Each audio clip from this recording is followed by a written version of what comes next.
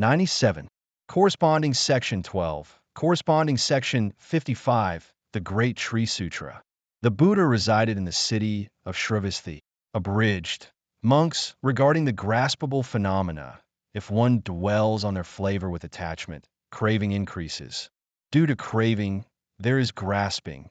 Due to grasping, there is existence. Thus, the entire aggregate of suffering arises. Monks, just like a great tree, its roots grow downward and spread sideways. All these roots deliver nourishment upwards. Therefore, this great tree, relying on such nourishment and sustenance, can stand for a long time. Similarly, monks, regarding the graspable phenomena, if one dwells on their flavor with attachment, craving increases. Due to craving, there is grasping.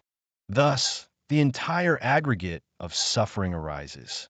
Monks, regarding the graspable phenomena, if one dwells on their faults, craving ceases. The cessation of craving leads to the cessation of grasping.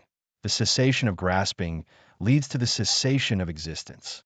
Thus, the entire aggregate of suffering ceases. Monks, just like a great tree. At this time, a person comes with a hoe and a basket. He cuts the tree's roots, digs around, and pulls out all the roots down to the smallest rootlets. He cuts the tree into sections, splits it into pieces, and slices it thinly, then dries it in the wind and sunlight. He burns it with fire until it turns to ash, and then scatters the ash into a strong wind or throws it into a swift river. Monks, thus this great tree is uprooted, like a severed palm trunk, becoming non-existent, never to arise again in the future. Similarly, monks, regarding the graspable phenomena, if one dwells on their faults, craving ceases. The cessation of craving leads to the cessation of grasping.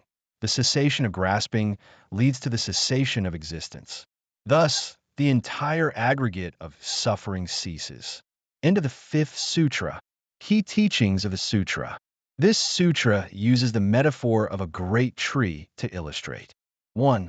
Just as a tree relies on its roots to absorb nutrients and survive, people's attachment to graspable phenomena leads to increased craving, resulting in continued samsara, the cycle of birth and death. 2.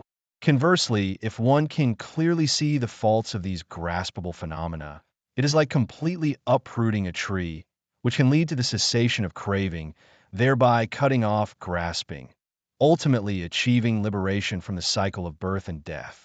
This is a vivid metaphor that emphasizes the necessity of thoroughly and deeply eliminating afflictions in one's practice, just as one must completely uproot a tree without leaving any hidden dangers.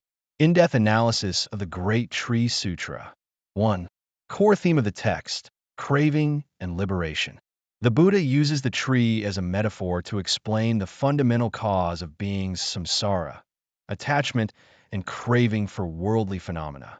He also points out the method for liberation, thoroughly observing the faults of phenomena to cut off craving. 2. Symbolic meaning of the tree. Tree roots represent the deeply ingrained cravings and attachments in the heart. Nutrient absorption symbolizes our continuous pursuit of sensory pleasures, fame, and other desires. Tree growth, metaphor for the incessant growth of afflictions and suffering. 3.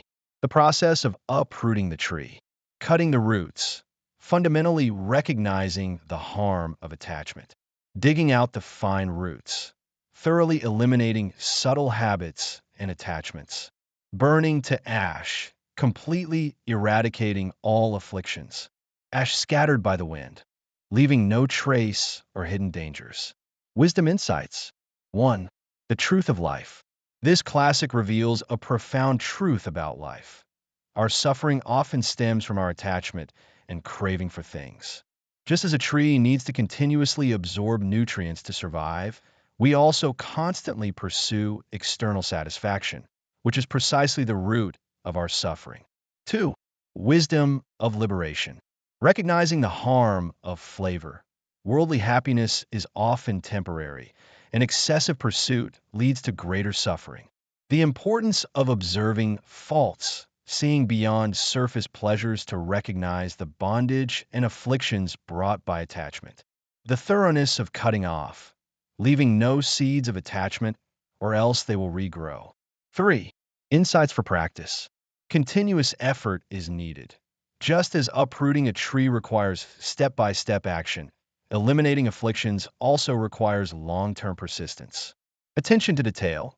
Do not overlook the smallest attachments, as they can become seeds for future suffering.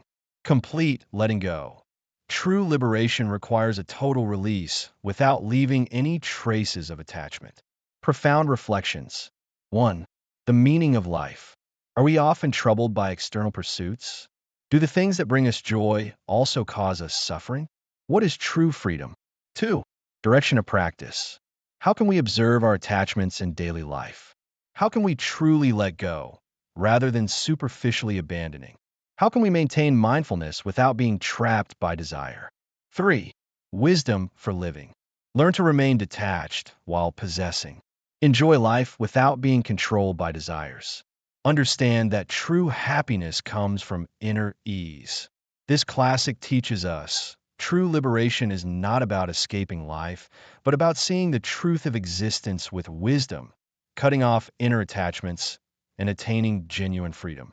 Just as uprooting a tree requires thoroughness, our pursuit of liberation also demands continuous effort and complete awakening. This wisdom can guide our practice and help us live more wisely and freely in our daily lives. Everyone can draw inspiration from it and find a path to inner peace.